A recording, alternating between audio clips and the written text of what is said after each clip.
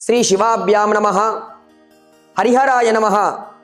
పరమ పవిత్రమైనటువంటి కార్తీక మాసంలో పరమేశ్వరుని ఏ విధంగా ఆరాధించాలి అంటే, ఎందుకు ఈ విధంగా అందరూ కూడా పరమేశ్వరుని ఆరాధిస్తున్నారంటే, పరమేశ్వరుడు ఊరికే వరాలు ఇస్తూ ఉంటాడు, ఎన్నో పురాణాల్లో మనం చూస్తూ ఉంటాం.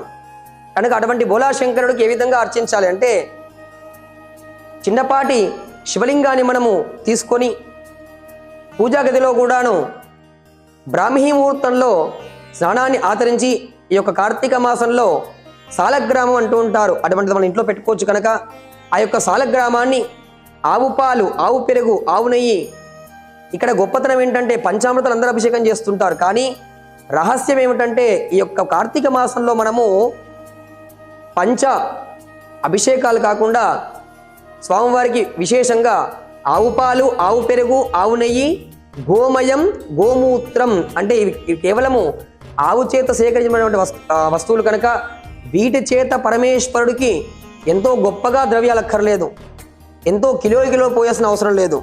మనం చేసేటువంటి కొద్దిపాటి అభిషేకమైన భక్తిపూర్వకంగా పరమేశ్వరుడికి చేసుకుంటే చాలు, ఆయన వరాలు కూడా అద్భుతంగా ఇస్తారు. కనుక ఈ యొక్క కార్తీక మాసంలో భక్తి అనేది చాలా ముఖ్యం.